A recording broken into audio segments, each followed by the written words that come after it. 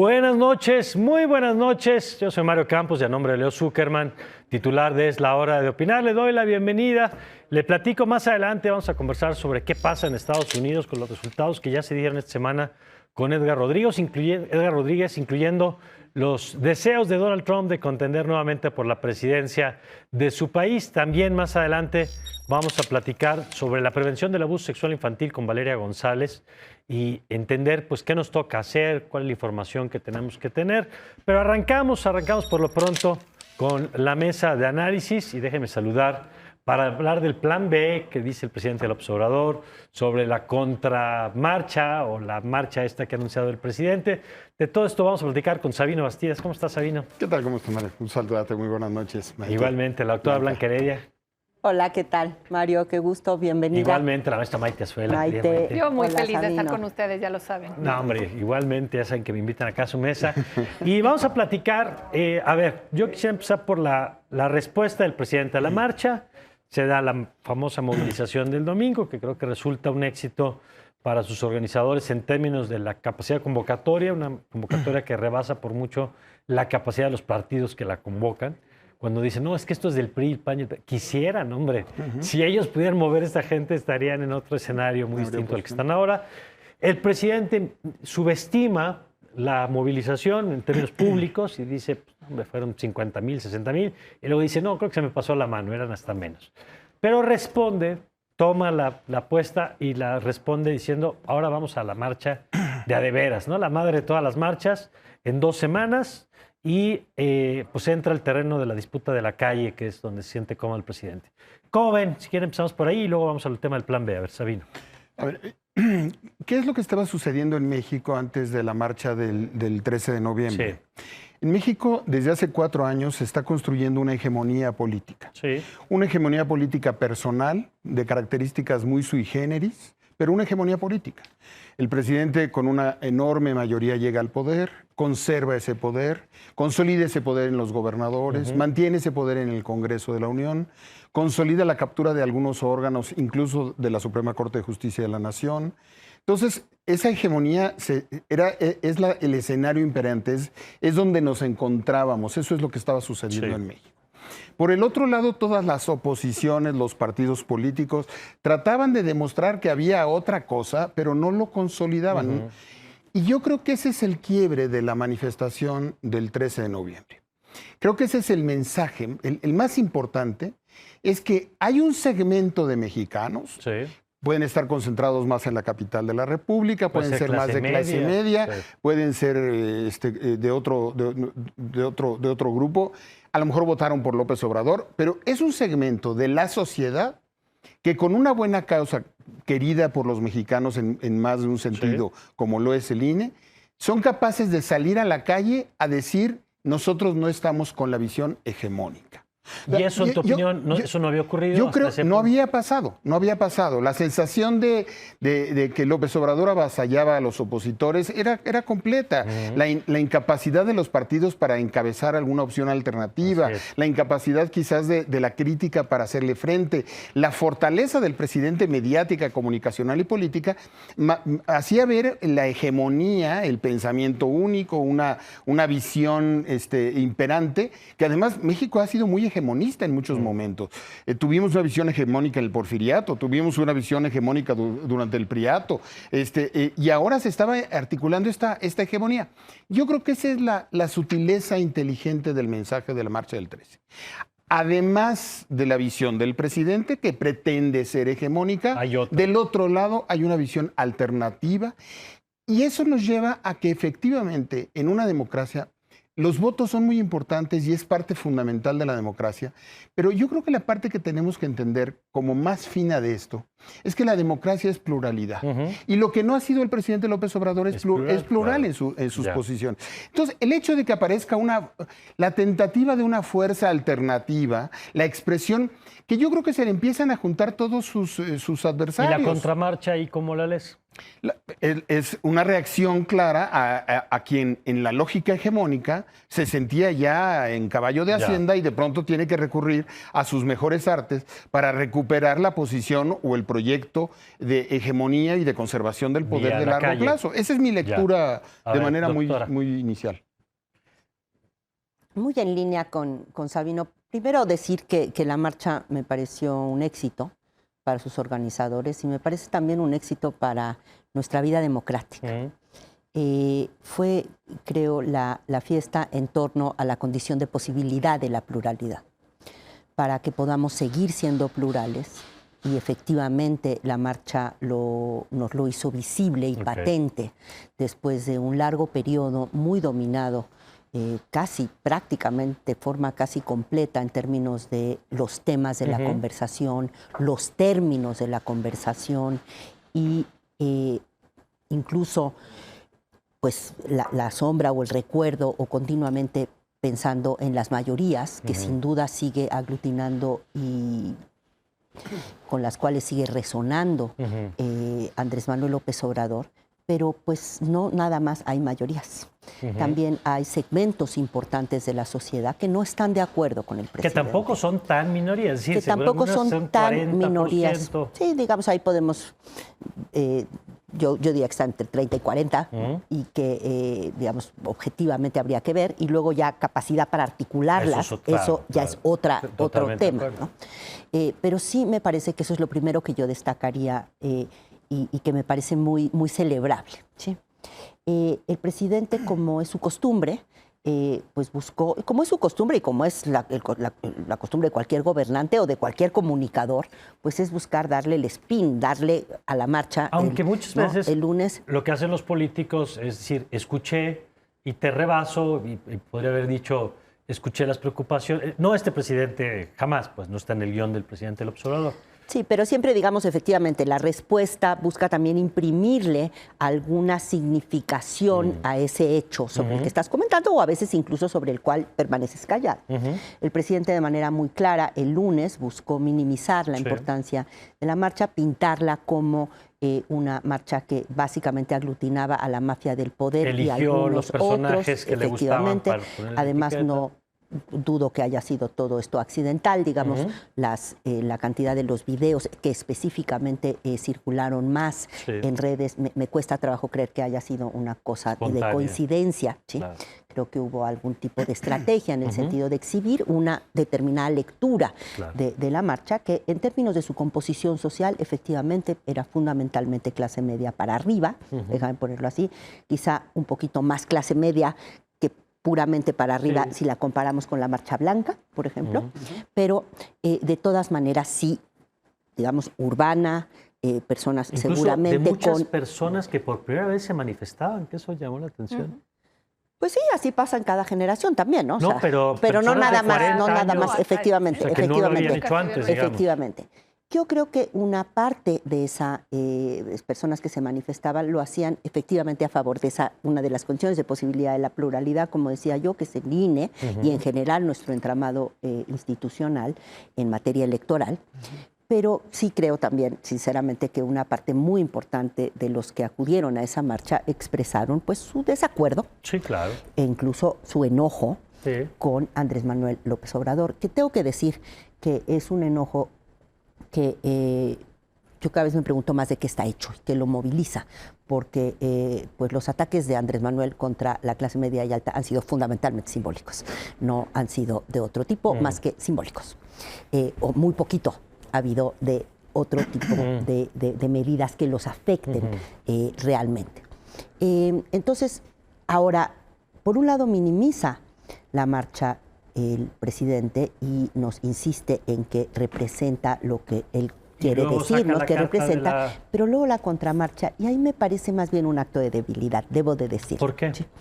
Porque si le pareciera que es tan poca cosa, no le respondes pues ni con para una marcha así. Ni para qué nos ponemos, por muy fácil que le sea a Andrés Manuel y a su movimiento, que son efectivamente pues los reyes del territorio, de la calle, de la movilización, pues por muy poquito que les vaya a representar de esfuerzo, pues algún esfuerzo les va a representar. Y le van a poner algún todo recurso, ¿verdad? Recurso, algún dinerito, ahorita que no hay tanto dinerito en las arcas gubernamentales para tantos proyectos, además que se necesita completar, ¿no? Los dineros para que salgan, pues sí me parece que revela que en algún sentido sí lo tocó Y no puedo dejar de pensar que lo toca uno porque yo creo que él pensaba que iban a tener mucho menos capacidad de movilización de la que mostraron. Más allá, digamos, de la guerra de los números, sí creo que lo sorprendió el que hayan podido juntar pues más de 8 personas, que quizás es lo que él imaginaba que iban a poder juntar los organizadores. Creo que le remueve, esto ya es toda especulación, cero información privilegiada. Y por eso... digamos, los sectores de clase media y alta al presidente no son los que más le gustan. No le gustan. Creo que le tocan alguna parte del hígado. Y especialmente porque pues también sabemos que es difícil imaginar, bueno, primero su triunfo sería impensable si no hubieran salido las clases medias a votar por el presidente y su partido, y cuesta trabajo imaginar que la persona que él finalmente designe como candidato para la presidencia por parte de Morena pudiera lograr sin ganar. El aval de ese segmento. Sí, sin el aval de ese segmento. Pueden ganar a lo mejor sin el DF, sin la Ciudad de México. Lo cual es un fenómeno interesante. Pero veo difícil que puedan ganar sin esas clases medias. En particular, que por cierto, y aquí termino, el sueño de la revolución hecha gobierno era un país de clase media, por cierto. ¿Sí? En eso hay una gran diferencia entre Morena y el Partido Revolucionario Institucional. Nunca el PRI habría dicho que no estaba bien que pudiera crecer la clase media. Y ahora sí está en ese... Entonces, eso me parece también nada más que una le nota. tocó la movilidad social revolucionaria, la real... No le tocó, la hizo posible. Pero es que no es un matiz. Heredero de eso. Pues. Porque estaba en el proyecto. Pero políticamente en el proyecto. Totalmente. Maite, tu lectura. Pues yo coincido en general con los dos. Creo que a mí lo que me frustra mucho es que después de una marcha, pues creo que tan sorprendente para muchos de nosotros, independientemente de que... Empezando para los organizadores. Exacto, de que me obliga a pensar en la marcha feminista también. Y por lo tanto en estos referentes con los que Andrés Manuel ya no se siente cómodo para lidiar, creo que los dos son un ejemplo clave. Porque, ¿qué pasa con las feministas? No las puedes catalogar de fifís o de chairas o de allegadoras o de quienes siguen a Andrés Manuel o de quienes están en contra. Entre las feministas hay de todo, ¿no? Es un grupo claramente plural, son feminismos. Y creo que esta marcha, independientemente de que podamos nosotros identificar que cierta clase baja, clase media y clase alta fueron mucho más pues los participantes o el perfil de quienes estuvieron en las calles, también creo que no los puedes catalogar en que están con él o contra él. Sí, había unos 15, 20 líderes de oposición muy visibles, pero esos no representan a la mayoría de la marcha. López Obrador, eso es lo que creo que, claro. Y para él, cuando no es con él o contra él, es muy difícil estructurar un discurso o una narrativa en donde se sienta cómodo. Entonces creo que coincido con Blanca cuando dice se le ve débil, sí, porque está dislocado, ¿no? Lo descolocó la marcha, no solo en su número. Y yo creo que aquí perdemos mucho nosotros en la forma, y lo que lo dislocó no tiene solo que ver con que se le mueve la narrativa polarizadora, sino que además pues le quita mucha fuerza a su propuesta de reforma electoral, y creo que es eso en donde podemos decir qué tan exitosa fue la marcha, ¿no? Una vez que no puedes hacer cambios constitucionales porque la oposición ya se pronunció, porque claro, si la oposición hubiera tenido pues esa marcha visible en las calles, probablemente con toda la presión que recibe de Morena por sus trayectorias no muy honestas, pues tendría que haber negociado un par de puntos de esa reforma constitucional, pero empodera a la oposición para poner un límite, decir, pues la Constitución no se toca. Cuando él propone este plan B, pues la verdad es que puede quedar muy debilitado efectivamente, pero además creo que también entiende que hay otro ente intangible, quizá no tan intangible como los feminismos que se expresan de diferente manera, que es la identidad que tenemos ya con el INE, los mexicanos, en donde pues eres tú y tu nombre, y no eres tú el que está con Andrés Manuel o está contra Andrés Manuel. Yo creo que todos hemos entendido, porque la alternancia así nos lo ha enseñado, que tenemos un poder en esa credencial y que ese poder está por encima de cualquier color de presidente. Y es un hecho que no hay otra institución que pudiera haber convocado una movilización. No hay una marcha por la COFESE, la verdad, con todo cariño para los de la COFESE, o no una marcha ni por el INEGI, pues, ¿no? Yo sí iría a eso. Yo sí iría. Sí, Yo pero también, creo que, yo también. pero creo que sería un poco menos popular. Los datos pero de el los Y es con un par permea, más de... Creo que sería un poco menos popular. La identidad con el INE permea, yo creo que como bueno, ninguna otra claro, institución. Todos ¿no? hemos sido parte del INE, o en tu credencial, o en la votación Totalmente. que fuiste, Ahora- o el día de la organización. Pero la pregunta también es el daño que ya se le pudo haber hecho a esa estructura electoral en todo este proceso. A ver, pero déjame incluso ir al que se le puede hacer, en opinión de algunos, porque dice Maite, a ver, la marcha encareció para la oposición la reforma constitucional y el presidente incluso ya habla del plan B. Pero el plan B hay quien lo lee como una señal de que el presidente puede, pues de tomo sacar adelante buena parte de su agenda, aunque no sea por la ruta constitucional. Entonces, quiero conocer su perspectiva, porque el presidente, como sabemos que hay veces que puedes negociar, puedes ignorar o puedes redoblar la apuesta. Y el presidente ha redoblado la apuesta porque, ¿qué? Va a la marcha primero, luego a finales de mes va a presentar la propuesta de reforma constitucional para que se la rechacen y diga, ustedes pagaron los costos en su encuadre de reducirle el financiamiento de los partidos, entonces va a haber un costo para la oposición, desde la lógica del presidente, y luego va a la reforma de leyes secundarias donde sí tienen los votos, si es que Monreal no decide otra cosa, y ahí lo lleva a modificar la estructura del INE, quitarle dientes de fiscalización, que son algunos de los elementos que han dicho. ¿Cómo es eso? ¿El presidente puede ganar aún perdiendo la constitucional? Yo creo que hay que bajarle al optimismo de los triunfos de la marcha. Primero, porque una marcha no hace oposición. Si esa marcha se traduce en organización, en estructura, en seguimiento, en segundas marchas, y empieza a crear una identidad ola, más allá de la defensa más del allá INE. de la identidad de que son clase media o si son feministas o si solo son antílopes, y entonces lo único que tienen es que están en contra de... Ajá. A ver, eso no crea realmente una fuerza opositora. De acuerdo.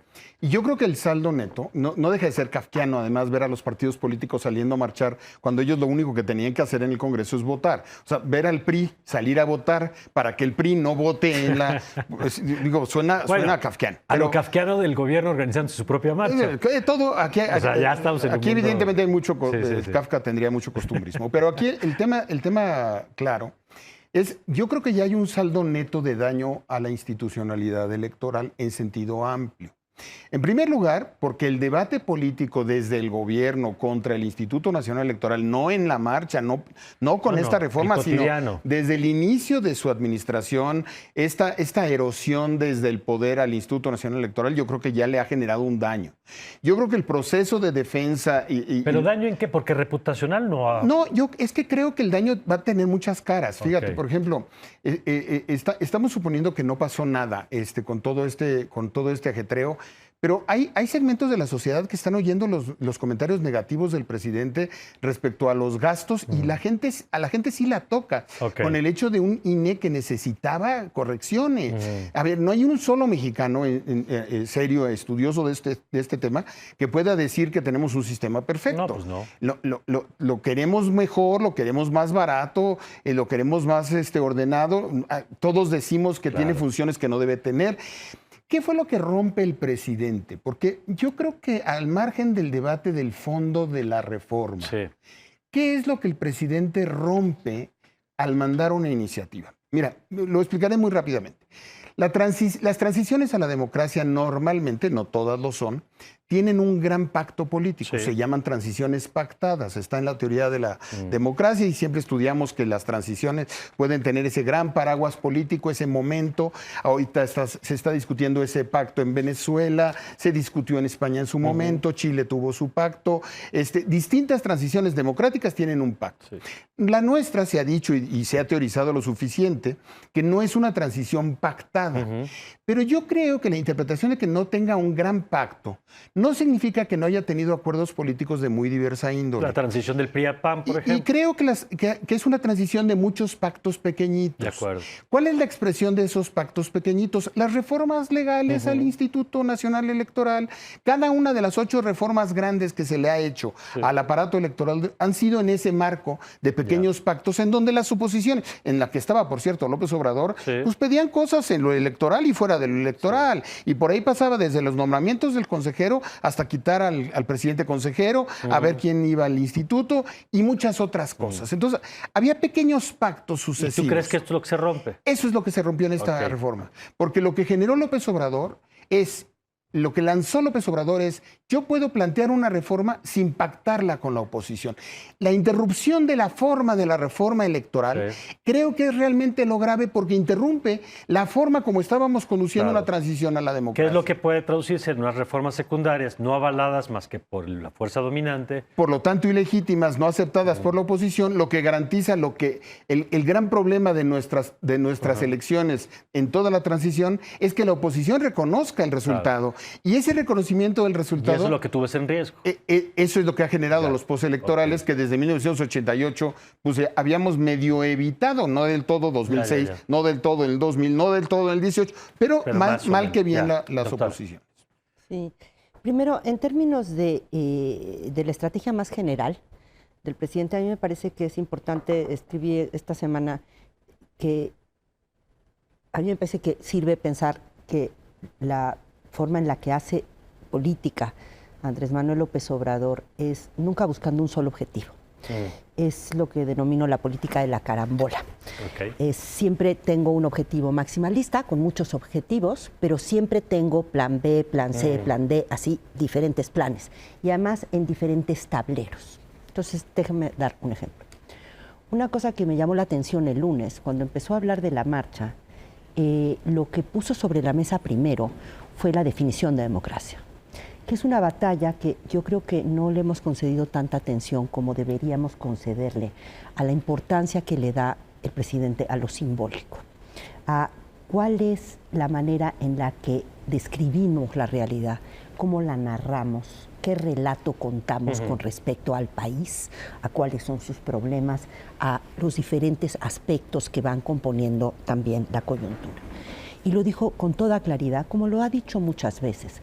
La visión del presidente es fundamentalmente de una democracia mayoritarista, no una democracia que está basada, como fue, por cierto, el modelo en las minorías, dominante en la pluralidad, en todos los gobiernos de la transición, y toda nuestra transición democrática fue más bien, digamos, de corte de democracia liberal, en donde sí, desde luego, la mayoría importa, pero buena parte del entramado institucional está diseñado para que nunca la mayoría logre ahogar a las minorías, porque además veníamos de donde veníamos. Y además con la colaboración de esas minorías para la aprobación de instituciones. Claro, porque además no olvidemos de dónde veníamos de 70 años de una verdadera obra de arte, que era lograr ser partido mayoritario en el contexto de elecciones puntuales, ¿sí? Que aunque fuera poquita la legitimidad que venía de lo electoral, algo le daba de legitimidad al Partido Revolucionario Institucional, y a través de todo un conjunto de órganos, leyes, etcétera, que le permitían al gobierno y su partido dominar esa competencia. Luego entramos a esta etapa de negociación. Luego entramos a esta nueva etapa de negociación, en donde básicamente lo que hace todo nuestro marco institucional es garantizar pesos, contrapesos y los derechos de las minorías. Y en la visión del presidente. En la visión del presidente, esta es la visión contra la que está el presidente y que ha estado, y que además en mucha parte de la mayoría, sí importa decirlo, ¿sí? Si tú te pones a ver las encuestas, resuena. De la misma manera que resuena lo del alto costo del INE, lo hemos dicho aquí muchas veces. Lo del alto costo del INE, más allá de que no metería las manos al fuego de que sea todo perfectamente límpido, la manera en que se maneja, tiene una razón de ser, y es el precio de la desconfianza que veníamos cargando de las atribuciones que se le han ido dando. Sí, claro, pero si yo nada más digo cuánto cuesta el INE. Además. Sí, en parte como con todos, ¿no? Beneficiario, pero es como comparamos al INE con el resto del mundo sin tomar en cuenta de dónde venimos, pues claro que se ve que es muy caro y la gente va a celebrar que el presidente quiera reducir. De la misma manera que también en la propia encuesta del INE se ve que la gente piensa que es una buena idea elegir a los consejeros y a las consejeras y a los miembros del tribunal. Entonces, hay cosas que yo no daría por descartado que el presidente efectivamente haya logrado anotarse algunos goles en esta forma que tiene siempre de jugar, abriendo además muy diferentes juegos al mismo tiempo. Además, efectivamente, habrá que ver cómo termina el INE después de todo este zafarrancho, porque sigue teniendo altos niveles de aprobación, pero a mí tampoco me sorprendería que sí le pegara un poquito a la credibilidad del INE, tanto golpeteo del lado del presidente en particular. Por último, sí es muy importante, el mayor éxito y la razón por la que yo creo que sigue insistiendo en esto el presidente es porque esto todos sus ataques a la democracia minoritarista y al INE en particular resuenan muy fuerte entre su base. De acuerdo. A ver, Maite. Yo creo que aquí lo que sí hay que pensar, y ahí, Sabino, quizá discrepo, porque no creo que había espacio para hacer una negociación previa con la oposición, porque si algo afectaba esta reforma, claramente era la oposición. ¿Quién iba a permitir que directamente la presidencia propusiera a los consejeros y los eligiera la población? O yo ponía en mi columna, oye, ¿qué tipo de consejeros tendríamos? ¿Laida Sansores? ¿No? ¿Salgado Macedonio? O sea, pero a lo que voy es, no creo que la oposición sensatamente, ya cuando le pisas tanto los talones, esté dispuesta a negociar. Esta reforma, si a alguien ataca y si a alguien excluye o minimiza, es a los partidos de la oposición. Y es muy interesante que lanzan este tipo de propuestas que me parece, ahí coincido, ¿no? Es como si regatearas, la lanzas muy alta sabiendo que te van a ir bajando el precio. Me parece que Andrés Manuel, sí, ahora que no puede hacer estos cambios constitucionales, pierde, pero además evidencia su vena antidemocrática, porque está eliminando todos los espacios minoritarios, y yo creo que la oposición, aún sin marcha, quizá no hubiera cedido a ese nivel. Tú preguntabas hace rato, ¿el plan B qué le va a quedar? Pues sí, va a restarle al INE ciertas facultades fiscalizadoras, ¿no? Yo creo que lo golpea, pero no lo tira, ¿no? Va a caer, pero se va a levantar. En realidad le va a permitir a los partidos como Morena estar operando como operan tanto Morena como los demás. O sea, no podemos decir que los demás no tienen ingresos privados y sin un árbitro que les esté diciendo, oye, a ver, ¿de dónde entró este dinero? ¿De dónde lo sacaste? ¿Y a dónde lo estás destinando? Sí creo que el plan B del presidente tiene, pues, algunos golpes pequeños para el INE, pero que minimiza mucho, y por eso está tan enojado, Sé que vas a sacar una alusión personal, pero déjame terminar con mi idea.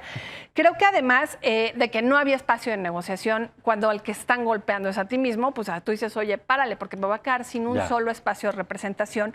Y por otro lado, creo que si no rompemos esta idea maniquea de que la marcha fue un acto de oposición, caemos en la trampa del presidente. La marcha tenía que ver más con una defensa de lo que significa aquí estamos muchos que no necesariamente estamos contigo contra ti.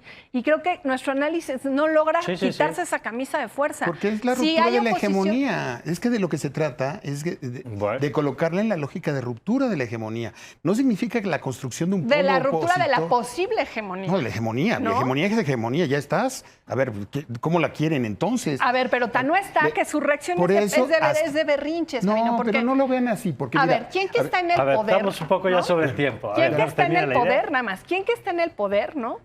Él es el presidente y él tiene la mayoría de los votos para las próximas elecciones. Reacciona así si no tiene cierto temor de que no tiene la hegemonía completa. A ver, nada más para terminar. Yo nada más creo que hay un dato importante, la legitimidad que está en juego en este proceso, porque lo que no estamos viendo es todos los momentos de riesgo que todavía quedan en este proceso institucional. Claro. Desde el relevo de los 4 consejeros el 3 de abril, que se van 4 consejeros, y eso va a generar un momento de tensión a 6 meses de iniciar el proceso electoral, que es delicadísimo. Totalmente. El riesgo de que se apruebe una legislación electoral secundaria con visos de inconstitucionalidad, como ya nos la recetó en materia eléctrica el presidente, y que pudiéramos estar en un escenario subyúdice, quizás con 2 formas, o con 2 estructuras institucionales contrapuestas. Claro. No, claro. Oye, no, la mala es que se nos acabó el tiempo, perdónenme.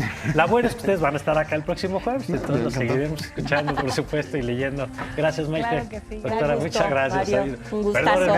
Me encantado, yo les sigo. Me toca ser el malo aquí, pero bueno, gracias. Gracias. Buenas noches. Gracias, buenas noches. Nosotros vamos a una pausa y regresamos con Elia Rodríguez, porque mire, aquí está calientito, pero en Estados Unidos también, Lo vamos a platicar regresando de la pausa.